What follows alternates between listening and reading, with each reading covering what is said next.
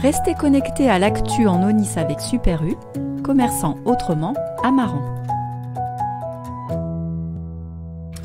Bonjour, nous revoilà pour cette 36e édition du Festival des Francopholies de La Rochelle et je suis aujourd'hui accompagné de Maëva et de Hugo alias Bandi Bandi. Merci d'avoir accepté notre invitation pour Aunis TV. Vous jouez aujourd'hui sur la scène Océan de La Rochelle à 20h. Avant cela, j'aimerais qu'on revienne tout d'abord sur la formation de votre groupe qui est quand même un petit peu assez particulière. Déjà, tous les deux, vous vous êtes rencontrés sur Tinder. Absolument. Si je ne me trompe pas, Ouais. comment ça s'est passé ? Bah, ça a matché, quoi, tout simplement. Ça a matché et ça a On a plu. d'abord téléchargé l'application, voilà. On a créé un profil, puis on s'est croisés, on a sweepé vers la droite si je me souviens bien. Ouais. Et voilà, ça a matché, puis après on s'est rencontrés à Montpellier, Des une mois soirée après, arrosée. ouais. On s'est embrassés dans le Rockstore, salle de concert de Montpellier. Et voilà, et puis c'était le début des emmerdes. Mais alors, et ça ne s'arrête pas là, parce que aussi votre manager, vous l'avez rencontré en C'est covoiturage. notre ancien manager. Ancien manager Ouais. qui était rencontré en covoiturage aussi également. Et le batteur du groupe, qui était ton coiffeur. Ouais, tout à fait, ouais. Tout à fait, ouais. Anthony, qui est à la base coiffeur. J'ai commencé à lui donner des cours de guitare et en fait c'est là qu'on a vraiment sympathisé, puis il me coupait les cheveux et tout ça. Et en fait il était batteur, je le savais, mais Maëva a eu l'idée de faire un essai avec lui et ça l'a fait de ouf, quoi. Ça a matché là aussi. Ouais, c'est un gros bûcheron, hein, c'est ok, Ouais, t'aimes bien fort. on cherchait un bûcheron, on a eu notre bûcheron, quoi. Voilà. Qu'est-ce que ça vous fait d'être aux Francopholies et comment vous vous sentez là quelques heures avant votre prestation sur scène ? Mais on a trop hâte parce que ça fait longtemps qu'on attend ça. On devait jouer l'année dernière et au final ça n'a pas eu lieu pour les raisons qu'on connaît tous. Et on adore La Rochelle, c'est vraiment un lieu qu'on aime passionnément depuis qu'on vient depuis 2017, c'est ça ? La Ouais, première fois pour les Franco, moi Ouais. j'avais joué avec mon autre projet, mon ancien projet, puis elle l'a accompagné au chantier des Franco, donc on a eu l'occasion de revenir souvent à La Rochelle, et c'est vrai qu'on adore cette ville, que ce soit pendant le festival ou même sans le festival, on trouve que c'est une ville vraiment agréable. Ouais, et puis l'équipe des Franco et des chantiers des Francopholies, c'est Ouais, vraiment super.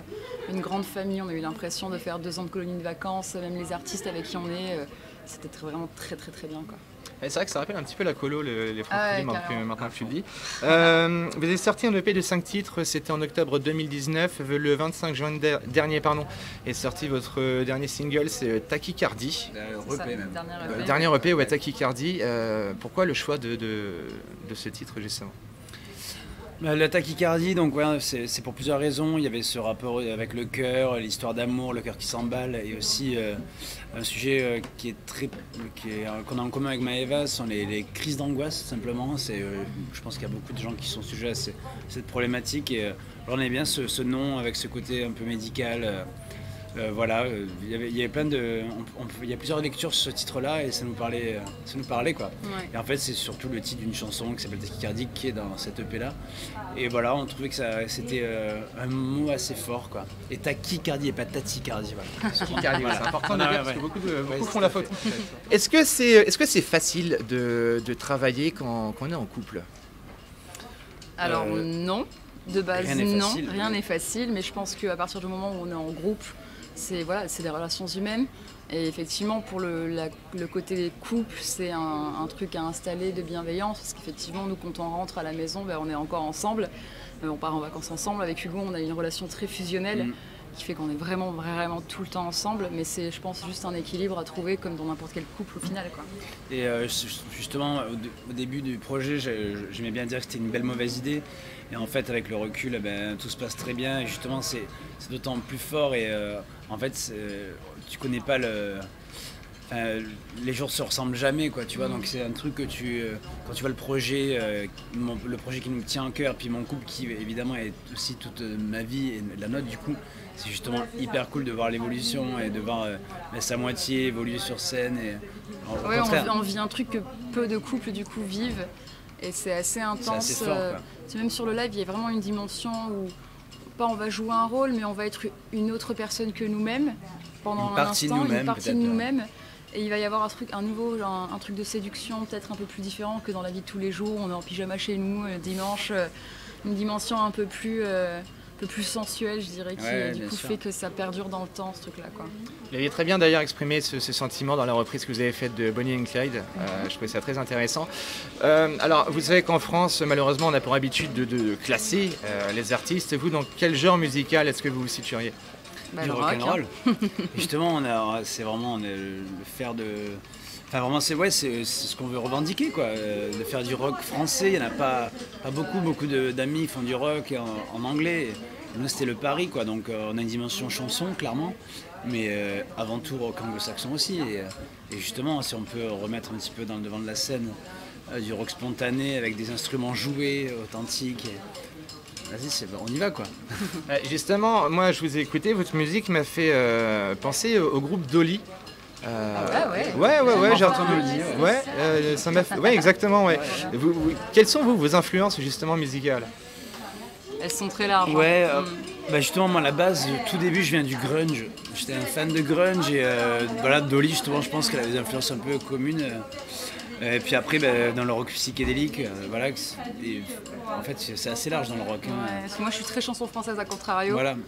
Et je pense que Bandit Bandit, c'est vraiment la réunion de ces deux univers-là. Et il y a un truc qui me faisait marrer, quelqu'un qui nous avait dit un jour qu'il pensait que Bandit Bandit c'était Queens of Stone Age qui rencontrait Niagara. Et moi ça me va totalement, on aimait bien ça me va trop. Ouais, j'aime beaucoup cette c'est ça. comparaison. Nous on s'est auto-proclamé entre guillemets les influences Gainsbourg et Black Angels ou Black Rebel Motorcycle Club. Queens of Stone Age, Niagara, ça marche Grave, aussi, quoi, tu vois. C'est complètement l'idée, quoi. Je le répète, donc vous jouez aujourd'hui à 20h sur la scène Océan du Festival des Francopholies de La Rochelle. Est-ce que prochainement un album se prépare, sortira? Est-ce qu'il y a des petites infos peut-être à dire par rapport à ça? L'info qu'on peut dire, c'est qu'on a eu un confinement un peu long, qu'on a écrit beaucoup de titres. Ouais. Clairement, on en a plein qu'on est en train de préparer et ça va évidemment découler d'un album ensuite. Alors pour te donner une date, c'est pas possible. Mais le plus vite possible, on espère. Ouais, enfin en tout cas, on est très très fiers de ce qu'on vient d'écrire et on aime dire avec Maëva que les deux premiers EP qu'on a sortis là, qui sont un peu le premier chapitre de Bandit Bandit. Et là, pendant ce confinement, on est en train d'écrire justement le second chapitre et on en est extrêmement fiers. Ouais. Voilà. Vous avez une petite idée déjà pour le nom de cet album? Non, Aucune du idée. tout, pour l'instant, pas Ouais, du tout. aucune idée. Et Et c'est en- vrai, en plus, on m'en parle. Après, aucune idée, peut-être une idée aussi. Ouais, bien sûr. Et pour le plaisir de nos internautes, si toutefois vous l'acceptez, est-ce que vous seriez d'accord de nous interpréter un petit morceau comme ça, qui est pas là, un petit couplet, une petite phrase? Un titre à nous? Oui. Ok. Tu veux Qu'est-ce qu'on que tu veux fasse faire? mot?